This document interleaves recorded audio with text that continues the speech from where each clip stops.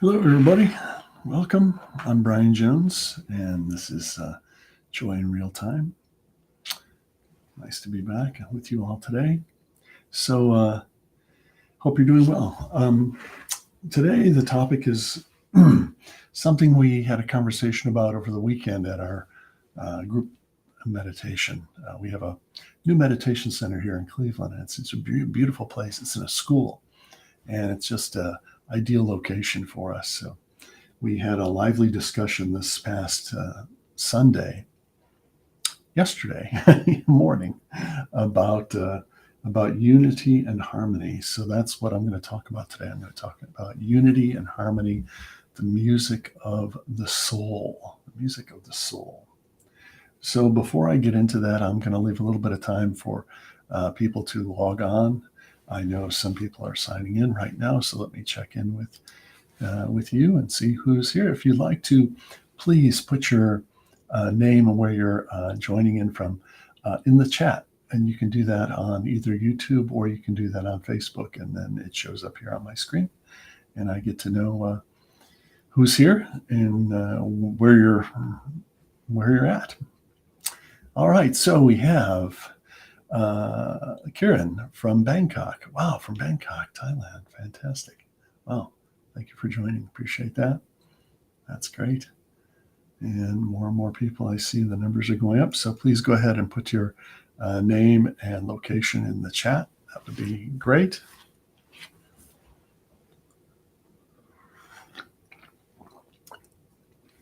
So today,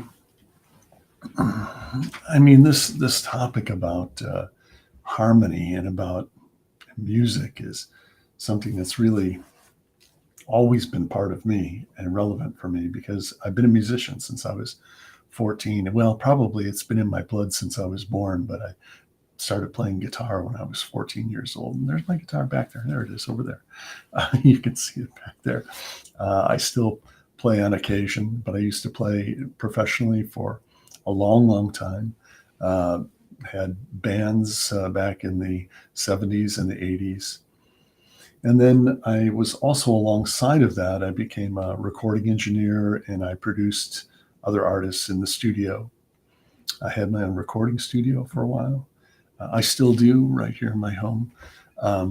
And so I've always been deeply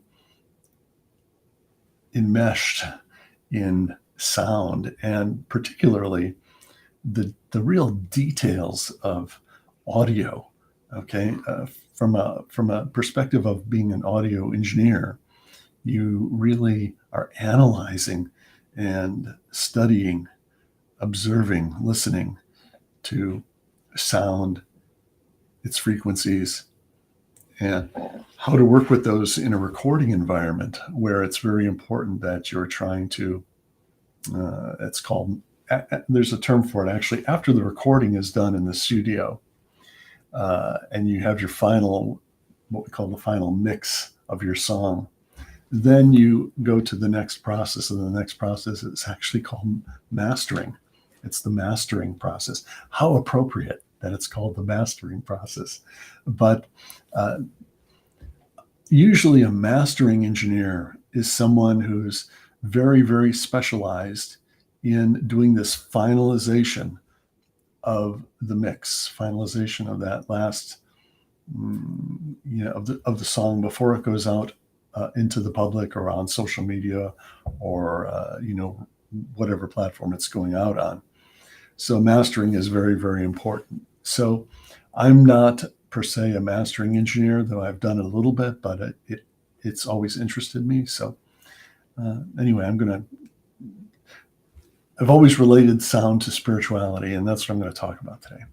All right, so let's see who else is here today. Michael Rozdoba from Washington, UK. Yeah, hey, Michael, welcome back.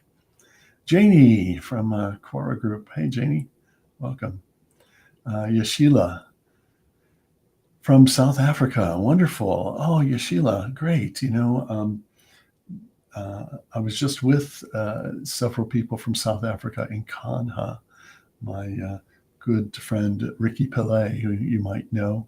I've known him for a really long time. We've traveled around India together and I think other places too. So welcome. Sahaja Creations, hi.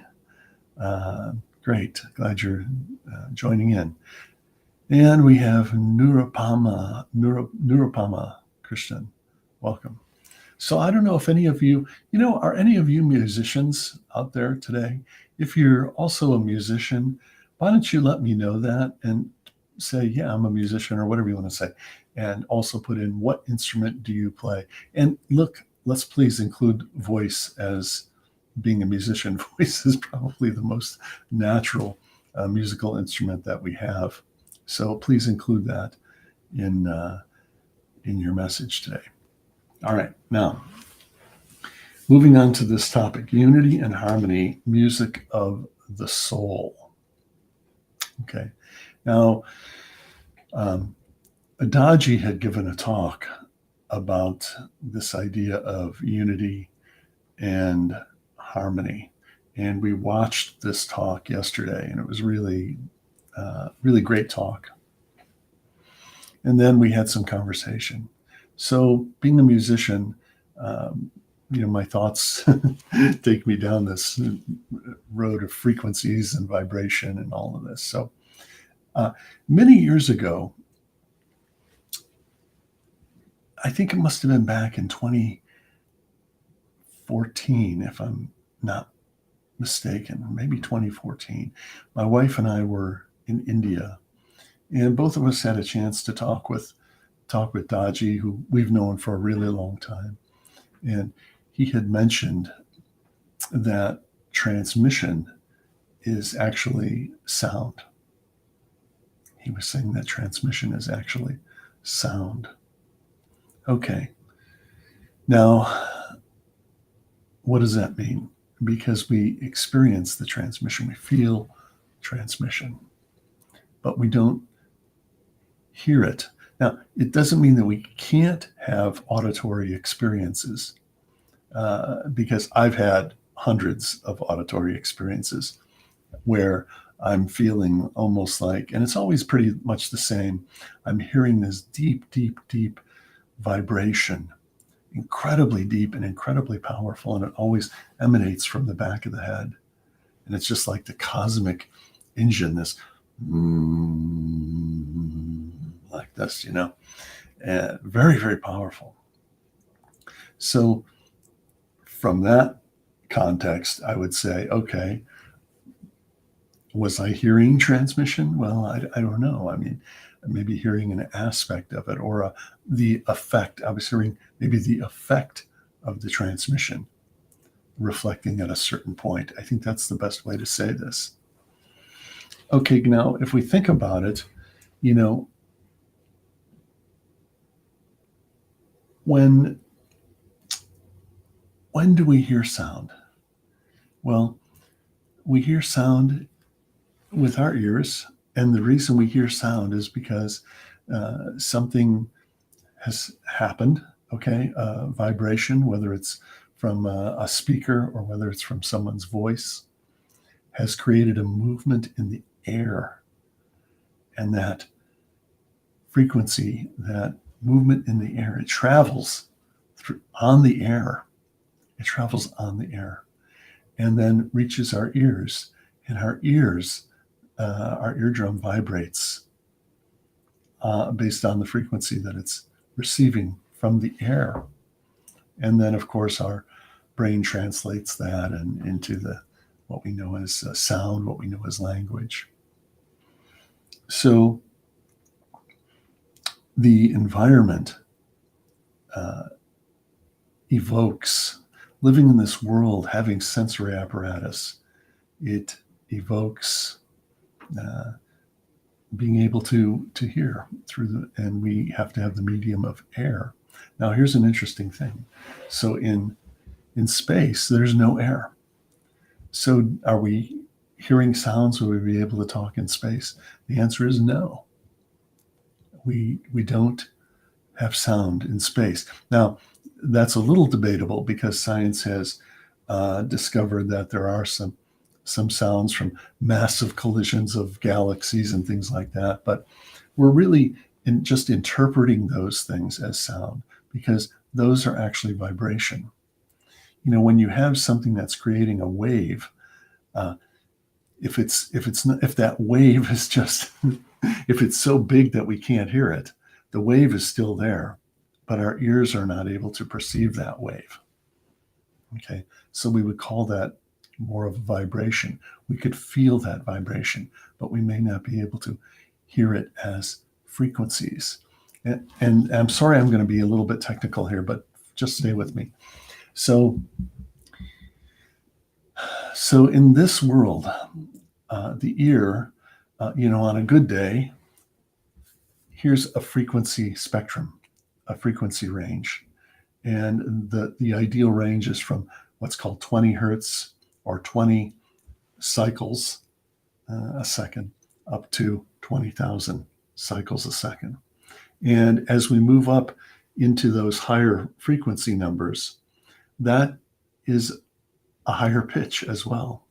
So when we hear an orchestra playing and we hear the sound of the deep basses or the timpanis, okay, the frequencies that those are creating are low frequencies.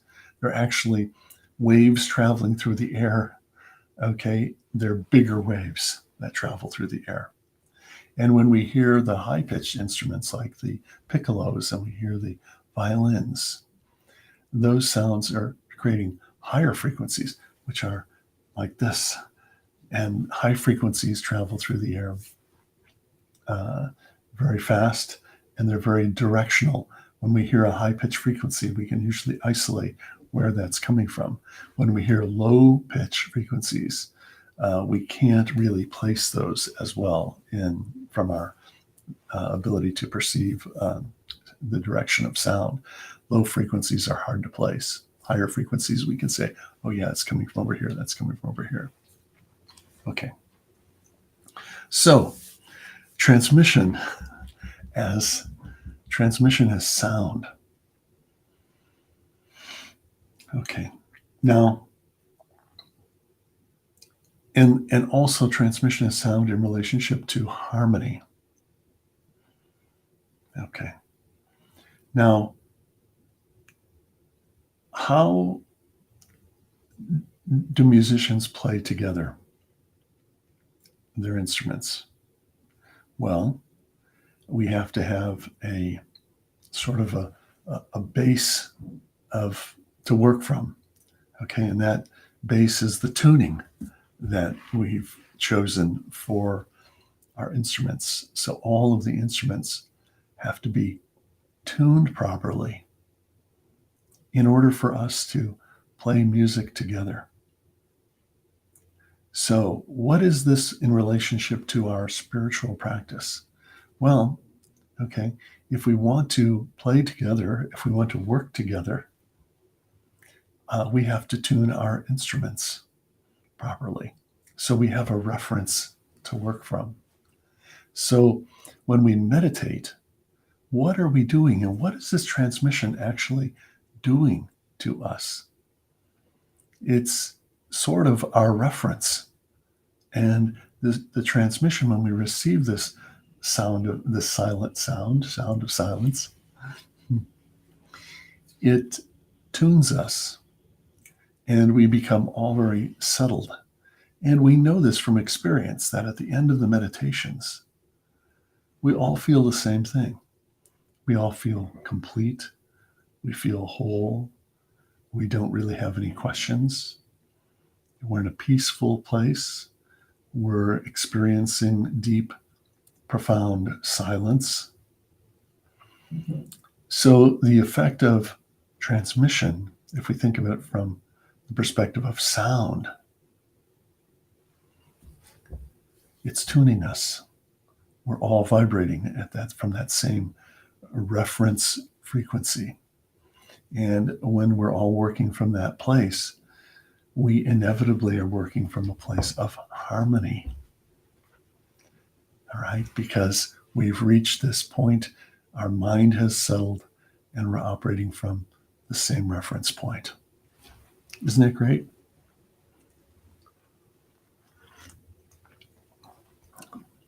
So, I want to share an experience. Having played in bands for, a long, long time, there's always those special times when we're performing a concert, and magically everybody in the band is perfectly in sync, and something is happening where the music is so alive and so spontaneous that everybody knows, everybody can feel, because you're not thinking. Okay, because thinking is the very thing that uh, sort of unravels the magic of the harmony when we're all playing together. As soon as you start to think about what you're doing, you start to question what you're doing, what's coming up next, and you lose the whole feel of it. So, in those magic moments when a band is playing together, there is this incredible sense of non existence. The music is just flowing spontaneously and so alive. And I want to say that this is the one thing about Indian classical music that I really appreciate. In Kanha at the end of January and the beginning of February, Daji had arranged for some really amazing concerts by world famous Indian classical musicians. I think there were about 6 or 7 concerts, and I attended most of those. And the beauty of Indian music is that when it's not all charted out, you basically, and correct me if I'm wrong, okay, but my feeling is that there's a sort of a set of parameters or guidelines that you learn as a musician, a format, so to speak. But within this format, you are completely free to improvise. So it's never exactly played exactly the same way. Each performance is unique and alive. And to watch the musicians, when they're all happy and totally in sync with each other, because they're all kind of looking over, giving each other a smile, or giving each other a nod that they're about to go into another change. Something's coming up. So this is a beautiful example of harmony. And so there has to be harmony not only between the way the instruments are tuned, but there is a harmony that happens when everybody is working from the same reference point inside. Now, in my life as a musician, I've had maybe 2 or 3 times when I've walked into a room with many other musicians, and we may not even have introductions. I may not even know everybody's name. And I'm just meeting them for the first time. And maybe many of us were just meeting for the first time. And suddenly, someone just starts playing something, whether it's the drummer or bass player or keyboard player, and everybody starts joining in. And there's no music whatsoever. There's no sheet music. There's no format. We call that just jamming. And I've had it happen a few times where what unfolds is the most incredible musical experience that you could ever imagine. And I'm not talking about playing simple music and simple chords. I'm talking about something unfolding that is immensely spontaneous and immensely complex and rich. And everybody's just flowing and flowing and flowing from one thing to the next part. And, everybody's taking it down and slowing down and getting into a different groove, a different mood. And then, somebody brings it up and you just can sense it, and no one's even thinking. And this can go on for maybe 45 minutes or 50 minutes. And when it comes to its natural conclusion, everybody's just kind of giggling and smiling and saying, wow, that was incredible. What just happened? You don't even know what just happened. You get completely lost. And the music is just flowing directly from your heart out your fingertips. It is not passing the mind, not passing the mind. No thought, no thinking, no processing, straight from the heart to the fingers. And those, I feel so blessed to have experienced that uh, several times in my life like that. It's just an amazing thing. And this all of these analogies, all of these ideas about sound, they entirely relate to this idea that transmission is sound. Okay. In sound, you have what's called a fundamental frequency. And then you have above that fundamental frequency, you have the first harmonic, third harmonic, fifth harmonic, and it goes like that. And another beautiful analogy is when you go into a guitar store or a music store that has guitars. In the United States, most of these stores have guitar rooms, and the rooms are lined with wood, and the guitars hang all around in two rows all around the room. And they keep all the guitars perfectly in tune. Now, when you go into this room and you pick up an acoustic guitar off the wall and you play it, it sounds so incredible inside that room. And the reason is that when you hit one note on the guitar, that same string, that same note will resonate on all of the other guitars. It will also vibrate. So when the guitars are tuned perfectly to pitch to the reference, okay, they all vibrate together. And when you play guitar in a room like that, and you have all the other guitars very subtly, also resonating to that same music that you're playing, it creates an environment. Of course, it makes, from a sales perspective, it makes the guitar sound so much better. This is one of the reasons why they do this. It makes the guitar that you're playing sound so much better, and then you get it home and the guitar never sounds as good as it did in that room. Of course, it probably sounds good, but it doesn't sound as good. So, yeah, this is the wonder of sound. And so I see somebody saying here, this is from Nirupama, music becomes a language.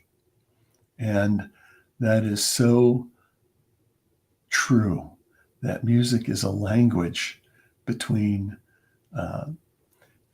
people. And let me give you another example of this. Okay. Music is a language that transcends all languages. And at the highest level, the transmission itself, doesn't it transcend all languages? Yes, it does. This is the unifying thing that's bringing us all together around the world. But let me share a beautiful experience that happened back in the maybe early 2000s. I was in India, and it was Chariji's birthday celebrations, Chariji's birthday celebration. And there were a lot of people there.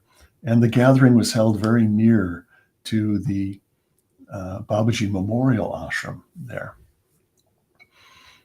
So I don't know how many of you will know this, but in those days, there was a bell that was on a water tower. I think it was on a water, or near the water tower.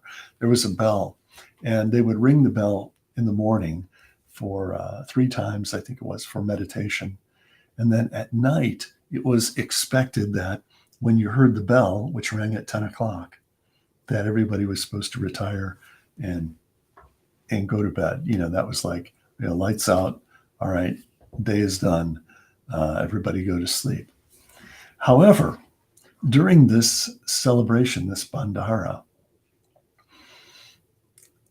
on probably the second night, and I had an apartment. We lived in an apartment across the street from this ashram, and I had bought a cheap guitar there. I think I paid, $40 for it. It wasn't a great guitar, but it was a guitar, and I liked having it there.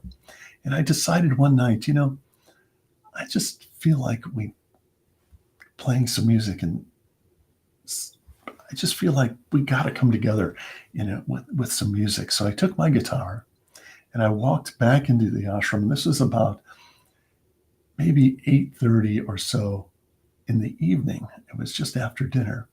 And I sat in the cafe area, which we call the Ruchi Cafe. I brought my guitar and I just started playing. And within moments, a few people start showing up and listening, and then a few more people start showing up. By this time, it's getting dark out. So more and more people start showing up. Now, some of the brothers and sisters from Iran showed up, and they're really musical. I mean, I've had so many wonderful experiences with them with music. And so they show up, and I pass the guitar over to one of them, and somebody starts playing, and they start singing, and one of the brothers was singing this American song, this Frank Sinatra song. It was so funny. And then other people start showing up from other countries and start joining in and start singing in their own languages. And then we kind of just went around, and people would just sing a song spontaneously, or everybody would sing together. And I'll never forget my friend Moise Douembe. He was from Cameroon, Africa. Real tall, big guy. And he had this song called Babaji Lalaji Chariji. And it was in his language.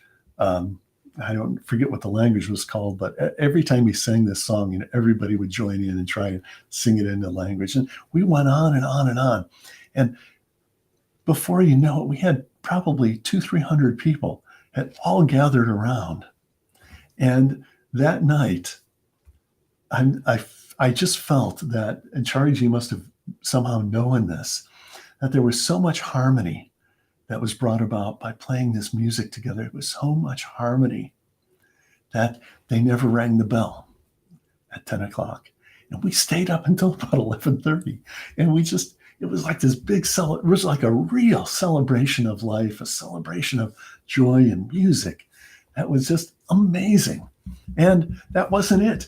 That wasn't the end. The next night, I went back down with my guitar and we did it again. It was incredible. So, this idea of transmission as the main frequency, the main sound that unites us all is so profound and beautiful. All right, so we're going to meditate here in a couple minutes, but let me just check the chat and see who else has joined in. Sheila, you say, yeah, you do know Ricky. You both live in Johannesburg. Okay. Well, yeah, tell Ricky I said hi. Nurupama, you had learned Indian classical music. Fantastic. Great. Yana, okay, and nice to know you're tuning in there today. You're doing electronic music with Sense and Computer. Yes, you sent me some of your music. I remember that. It was really good. Really good. So let's see. Kasuma, Shilpa, Zilda, and Mahima. Okay, very good. Ilan from Sacramento. Wonderful. Thank you all for tuning in.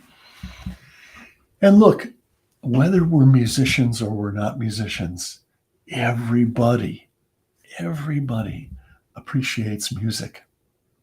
Everybody appreciates music. And music is so profound and so moving. And, we all get moved by different types of music. Like I can appreciate Indian classical music. I can appreciate it. But, is it something that I listen to that moves me and makes me sing? No, it's in a different language, but I get moved by it. But, so my music is totally different. And, you're going to be surprised if I tell you, and this is just to let you know, but over the past 2-3 years, most of the music that I listen to is Christian pop music, pop rock, Christian pop rock music. And I just absolutely love it. I love it. And it's so from the heart.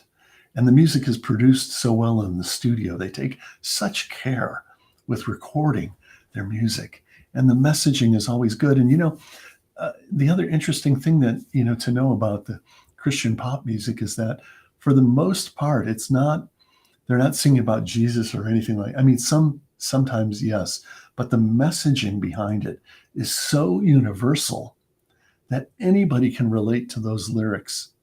Anybody can relate to them. And it just moves me. Their lyrics and what they sing about is so moving, and the music is so profound. So lately, that's been the thing that I listen to. So, but I like all music, and I spent about 3 years listening only to pop music out of Africa. That was another phase for about 3-4 years. That's all I listened to. So I go through these different cycles of, what I like and what moves me, and I'm sure you all do too. All right. So with that, everyone, I think it's 10:31, and now we're going to meditate together, and we are going to have our own experience of the sound of silence. And we're going to tune into this reference frequency, and we are all going to resonate together and emerge in total harmony with each other. And if you're new to this practice, please just feel free to join in without expectation, and just be open to receive what comes from within your own heart. And with that, everybody, let's get started.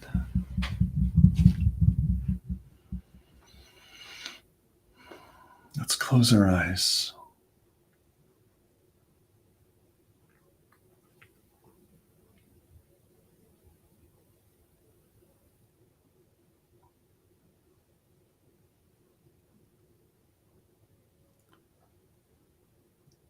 Let your body relax all the way from the top of your head to the tips of your toes.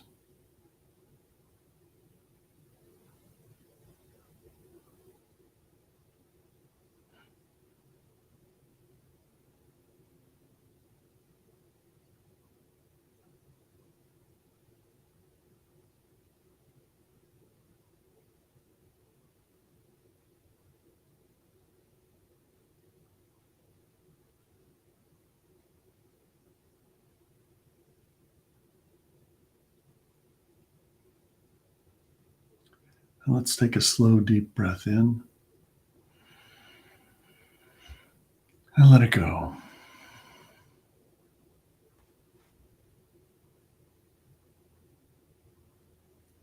Let your shoulders relax and drop down.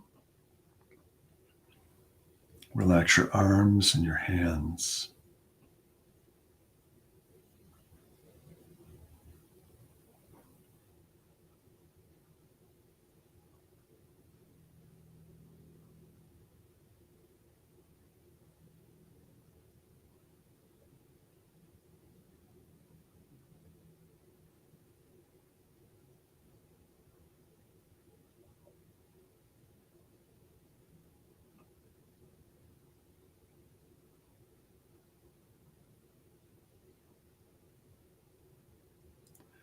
Now, very gently, bring your awareness to the area of the heart.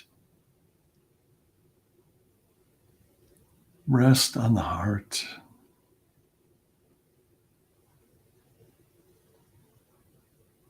Feel the area of the heart is softening.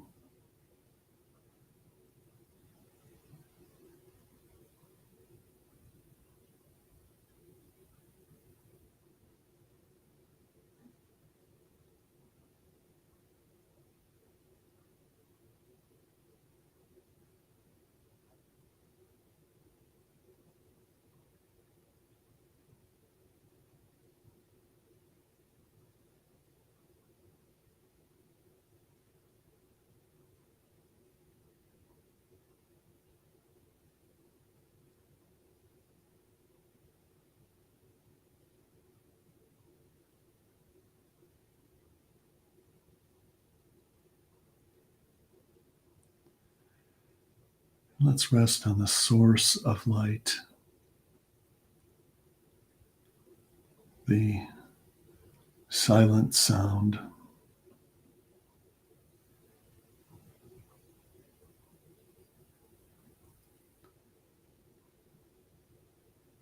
and feel that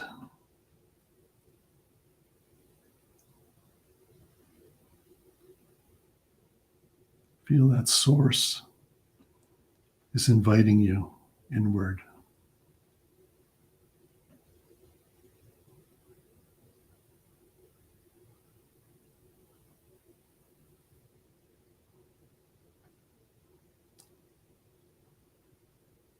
Let's stay with that thought.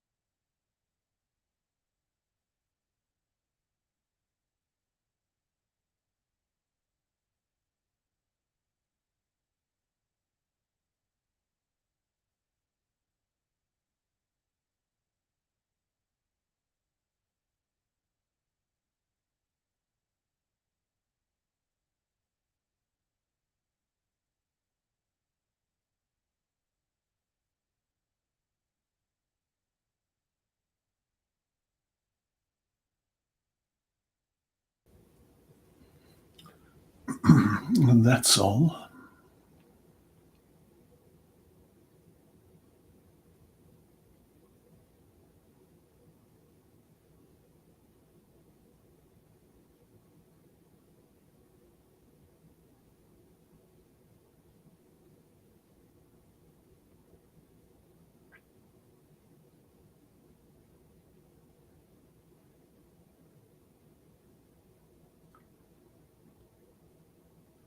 Let's take a moment and observe our condition.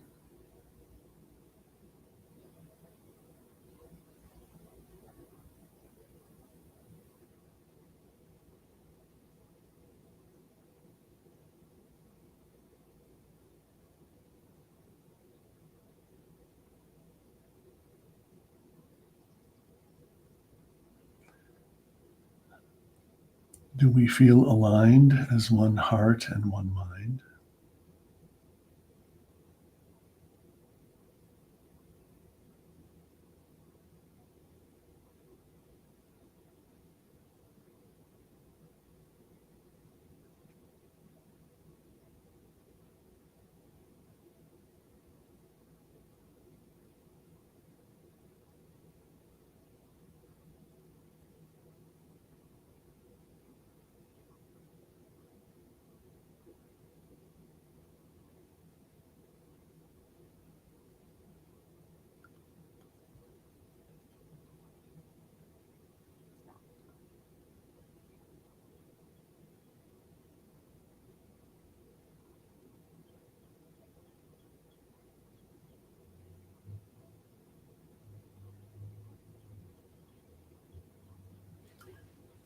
Okay, whenever you're ready, you can gently open your eyes.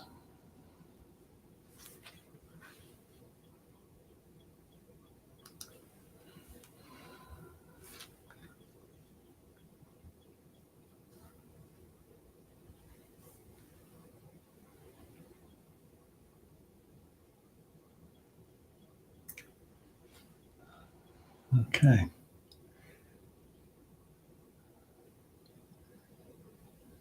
so my cell says, loved it. You got to experience that reference frequency or silent sound. So, all right, everybody. Thank you so much for joining in today. I really appreciate you, and I hope you enjoyed the topic today. And maybe some point in the future, maybe I'll break out my guitar and have to play a song. All right, Shilpa, Michael, Marcel, Yana, Rosie, Shika, Putinkiran, Ilan, Mahima, everybody. Thank you again. And you know what I'm going to tell you, as I always say every week, is I say, until next week, stay with the heart, stay with the silent sound. All the best. See you.